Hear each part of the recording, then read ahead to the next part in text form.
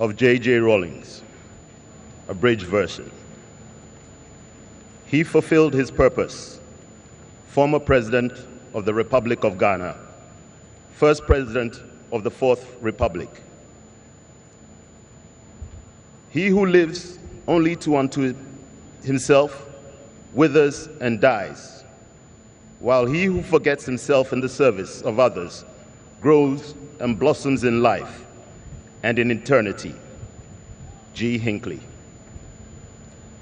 Duty, decency, accountability, social justice, human rights, dignity.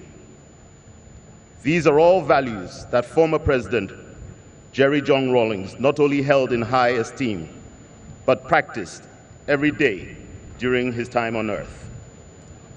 A towering and transcendent figure in African politics, former head of state and President of the Republic of Ghana, Flight Lieutenant Jerry John Rawlings is admired widely on the continent of Africa and internationally for his patriotism, sincerity, drive, and participatory leadership approach. Jerry John Rawlings was many things. He was an officer, a pilot, a husband, and a father. He was a revolutionary, a hero, and a philanthropist. He was a celebrated statesman, and he was a former president of the Republic of Ghana. Collectively, these are all the titles and duties of a life that has been well lived. But no single title captures his most important contribution as a public servant. Above all, Jerry Rawlings was a man of the people, a selfless man who gave his life willingly in service to the ordinary Ghanaian. His life's work was not to champion the causes of those with wealth or power or special connections. It was to give a voice to those who were not heard. The strength of Jerry Rawlings was his sincere dedication to the cause of the working poor and oppressed masses. Quote, "For myself, I am ready for whatever sacrifices are required in such a struggle for a better life for our people, and I will forever work with and be at the service of the people who share that common cause," unquote. He was given the gift of empathy and was able to humbly feel for and show compassion for the pain and suffering of others.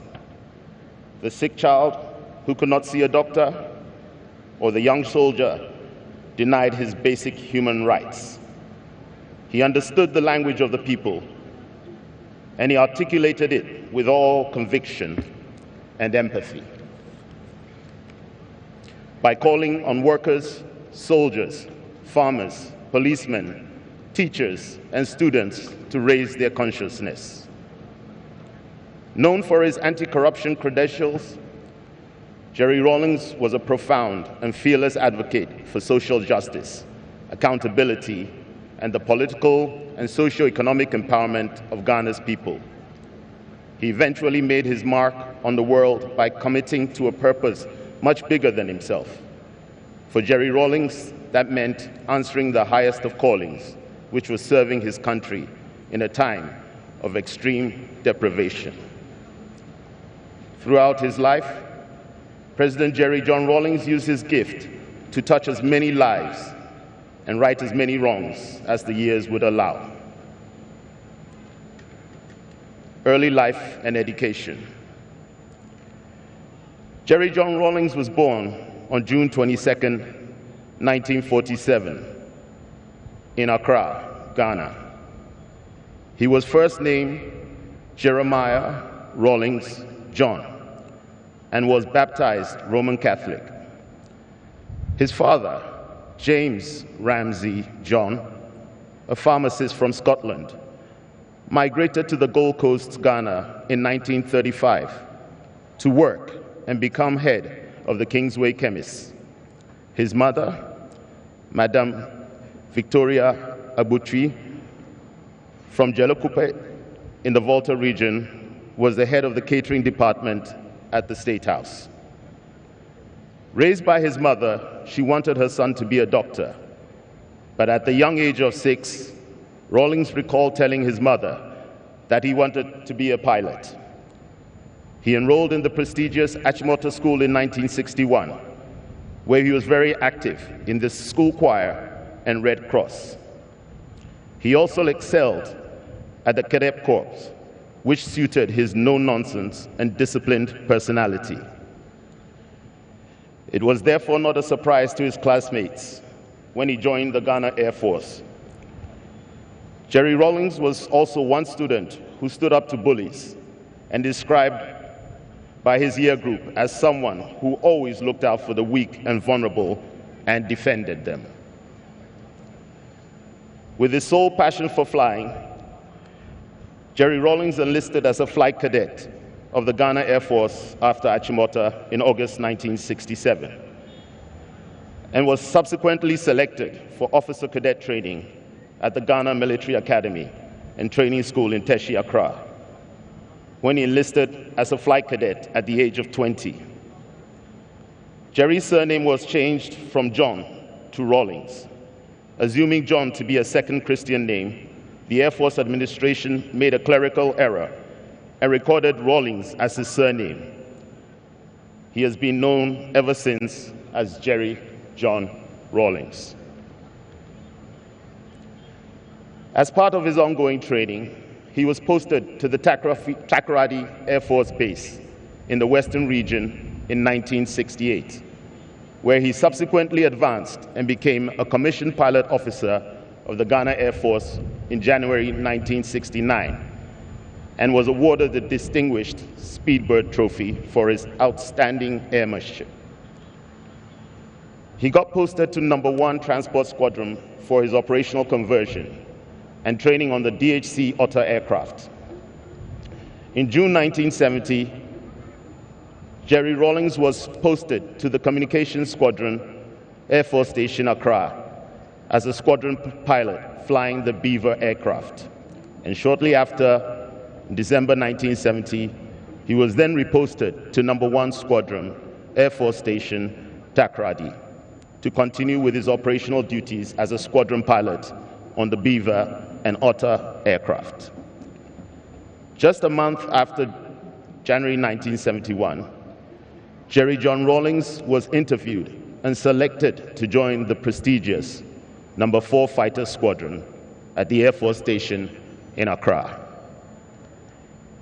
He began his conversion and operational training on the MB-326F aircraft, and in April 1972, he was appointed Station Adjutant to the commanding officer of the Air Force Station, Accra, and appointed officer in charge of the station's Operation Feed Yourself project, the flagship project of General Achampong's National Redemption Council. A natural workaholic and one who enjoyed working in the outdoors, Jerry John Rawlings took this responsibility very seriously and dedicated all of his off-duty hours to this task. He was a natural leader, so it came second nature to him to motivate the officers and men under his command to participate actively in the project.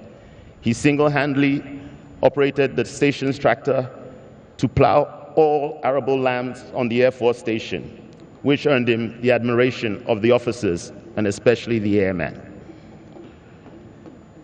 His dedication to the project yielded a bumper harvest, which was short-lived when the mode of distribution was deemed most inequitable, much to the utmost dissatisfaction of the young officer.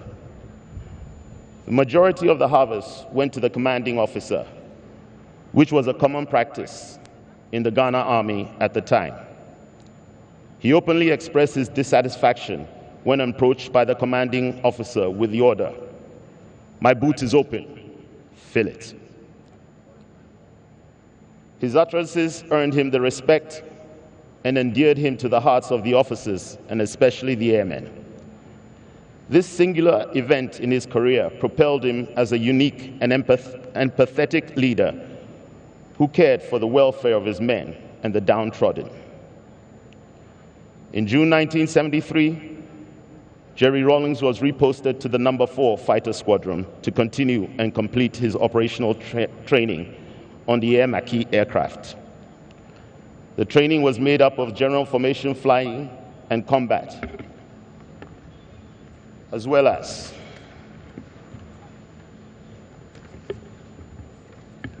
tactical formation flying to include air-to-ground firing at the Bundasi range. This included live firing with rockets, strafing, high-angle bombing, and skip bogging at the Gambaga live firing range. After these operations, Flight Lieutenant Rawlings gained his combat readiness certification. Jerry Rawlings was a highly skilled and efficient officer with a close rapport with his men, which earned him the rank of Flight Lieutenant in April 1978. By then, he had married his childhood sweetheart and longtime girlfriend, Nana Ajiman, in 1977, at a wedding held at Red Church. The young couple will soon welcome their first child, whom he named Zanetta, meaning, "Let the darkness end," in his mother tongue, Ewe. The name symbolized a call to the end, to end the economic and social misery that Ghana was undergoing. This signified his personal hope that the state of decay would stop. In spite of economic hardships and a new family to provide for, Jerry Rawlings maintained his gift of giving. After June 4th, 1979, the couple's home went from their little oasis to an unofficial refuge for people that believed in Jerry John Rawlings' ideals. Rawlings returned to power in December 31st, 1981, thrust the young couple into a political trajectory where Nana Konadu, a young First Lady, saw an opportunity to contribute to rebuilding Ghana through the development of women, politically and socio-economically. After the birth of Zanetta, the young couple went on to have 3 more children, with each one named after an African freedom fighter, Ya Asante of the Asante Empire,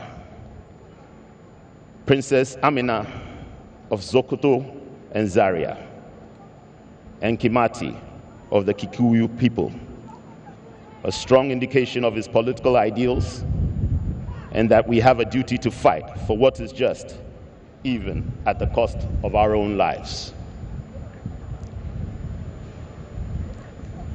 Early political career. When Jerry Rawlings became head of state of Ghana in 1981, he inherited the worst economy in the nation's history. Food and fuel were scarce. Store shelves were empty, and people had to queue for hours just to buy a tin of milk or a loaf of bread. Every Ghanaian was affected by increasing food shortages and long bread queues. In the rural areas outside of Accra, people lived in dire deprivation, but perhaps better than those in Accra's growing slum areas, which often had unpaved, potholed roads, lacked electricity or sanitation, and offered the unskilled poor no way of bettering their lot. In a string of setbacks that would have broken a lesser man and would have been easy for Rawlings to retreat from public life and live out his years in peaceful quiet. But that was not Jerry Rawlings. This is where he showed his character, his patriotism, his faith, and his endurance in the worst of possible circumstances. Throughout the 1980s, Jerry Rawlings led the country through the difficult years of economic recovery. In 1983, he initiated the Economic Recovery Program, ERP, a pragmatic economic program to reverse Ghana's collapsed economy and subsequently revive the financial health of the country in order to generate positive economic growth. After several years, the ERP's successful implementation restored international confidence in Ghana and in turn succeeded in restoring national pride in Ghanaians. With unwavering determination, Jerry Rawlings brought government closer to the people by reintegrating the grassroots, including market women, fishermen, informal workers, and other urban poor and working class people into national politics. He encouraged citizens to participate in local governance through the People Defense Committees, PDCs, established by the PNDC to mobilize the masses and hold politicians accountable for their actions. Rawlings' primary objective was the institutionalization of the system of participatory governance that allows, in his words, people at the local level to determine their own development priorities, generate financial resources locally, and control the use to which those resources are put. Our objective is to end, once and for all, the parasitic relationship that enables the urban elite not only to live off the sweat of the rural dweller, but to dictate to him the conditions of his existence. Today, this works through district assemblies with decision-making powers, ensuring that Ghanaians at the grassroots level take part in decisions making a national development. He oversaw the rebuilding of the nation's infrastructure and writing of a new constitution. After the re-establishment of multi-party democracy, he founded the National Democratic Congress and was democratically elected the first president of Ghana's Fourth Republic in 1992. His term witnessed massive decentralization reforms, a growing middle class, privatization schemes, and a proliferating private media. Development policies under Rawlings. Jerry Rawlings focused on implementing human-centered development policies in order to improve the health, nutritional status, and longevity of Ghanaians, where almost 40% of total public expenditure was allocated to education and the health sector alone. The ultimate aim was to create a socially equitable system of health for Ghanaians. In the area of rural development, vigorous and comprehensive rural development programs were realized. Electrification, which was available to less than 20% of Ghana's population, was extended to all 10 regions at the time and every district. While embarking on rural development programs policies were implemented to expand Ghana's middle-income group. With food security a priority for Rawlings, agricultural policies were initiated that resulted in the recognition of Ghana's food production growth of 148% for the period between 1995 to 1997, as the third highest achievement on the record after Jordan, 157%, and China, 156%, in the World Bank's 1999 to 2000 development report.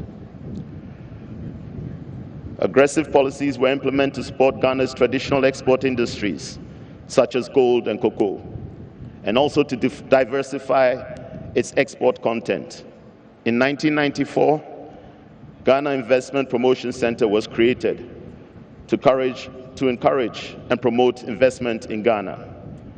Export initiatives were put in place to increase the supply of non-traditional exports through the establishment of export production villages, EPV, and systematic market research.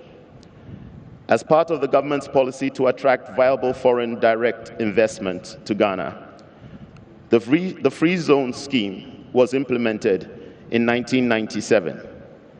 This was an extensive and generous incentive package for investors interested in developing and operating free zone enclaves in single factory free zones in Ghana. International relations. Under President Rawlings, Ghana remained committed to peace and stability within Africa and internationally through its pursuance of a policy of good neighborliness along the country's common borders.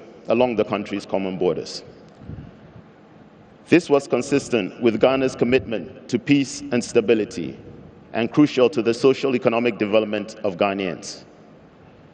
While strengthening ties with progressive movements worldwide, especially members of the non-aligned movement, and providing support to the African struggle, he restored relations with Western nations as well as China and Japan. To enhance trade and economic cooperation between Ghana and other nations, President Rawlings undertook investment tours to the West, emerging economies of Asia and within the African continent as well. He, however, criticized the global system as inequitable, emphasizing that developing economies that are operating free market systems are not deriving maximum benefit from the global free market system. He spoke passionately about international political morality and inequalities, and never hesitated to criticize the savagery of capitalism whenever he had the opportunity. Within the sub-region, President Rawlings contributed tremendously to conflict resolution and political stability in countries such as Rwanda, Sierra Leone, and Liberia.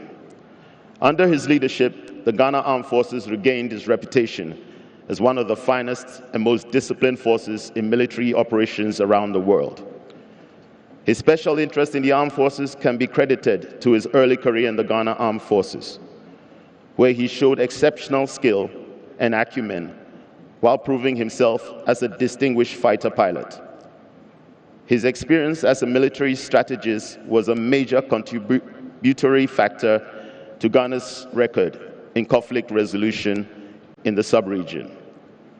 This was observed in 1994 when he became the ECOWAS chairman during the Liberian Civil War. Under his chairmanship, the Akosombo Accord and Accra Peace Agreements were signed. Post-presidency, elder statesman. After 2 terms in office, President Rawlings stepped down and handed over to his elected successor on January 7, 2001, reinforcing Ghana's transition to a stable, multi-party democracy. Later that year, he was appointed as the first United Nations eminent person for international volunteerism, helping to raise the profile of millions of volunteers working for peace and development around the world. As a former head of state, Jerry Rawlings refused to embrace traditional retirement. After leaving office, he maintained a strong international presence as an advocate of peace, security, and social injustice. In October 2020, the African Union appointed him as the AU High Representative for Somalia to mobilize the continent and the rest of the international community to fully assume its responsibilities and contribute more actively to the quest for peace, security, and reconciliation in Somalia. Through negotiations with the Somali leadership, politicians, and neighboring countries, Jerry Rawlings managed to get the parties to embrace the transitional roadmap. By October 2011, President Rawlings was also appointed Ambassador of the Pan-African Parliament. Through active engagement at various forums from Addis Ababa to Djibouti, through Istanbul to London to Nairobi, President Rawlings worked to ensure that various interest groups in the Somali political climate reached consensus on bringing the traditional period to an end. To this end, President Rawlings is recognized for his statesmanship and dedicated service to restoring peace and security in Somalia. Later life philanthropy. President Rawlings dedicated most of his retirement years to philanthropy. He focused on supporting the underprivileged by providing support towards medical care, the payment of school fees, and issues of accommodation and personal welfare. In March 2017, the former president funded the spinal correction surgery of Maxwell Agoso, a young boy who had a serious spinal abnormality that threatened to cut his life short because of the pressure brought to bear on his heart. Rawlings also solicited funding for young Naomi Gomeshi's life-saving heart surgery at the Kolobu Teaching Hospital. The former president was also passionate about nature and deeply interested in matters of the environment when he was in office. He would personally join voluntary groups to desil drains and prevent diseases like Broley ulcer and guinea worm. The passion never waned, and on countless occasions, he expressed concern about the hacking down of trees to construct concrete buildings and the failure of Ghanaians to embrace tree planting as an environmentally progressive policy. In a note he penned on the environment for a magazine in 2013, President Rawlings wrote, "Nature is the only true friend I have. I have always derived so much comfort and serenity from her. The loyalty, trust, and integrity of Mother Nature has never been in doubt. If only our greed and lust for power had not demeaned us, the life of Mother Nature and the environment would be hanging perilously in the balance. If I could live my life again and again, I would still spend it trying to protect her. My profession as a pilot would have been empty without the beauty and wonder of the landscape. Mother Nature and the environment made me a more responsible person. My relationship with nature and the environment is too spiritual for a sentence piece." On his 70th birthday in 2017, a symposium on the environment was held in his honor under the theme, "Protecting and Safeguarding the National Environment for Generations."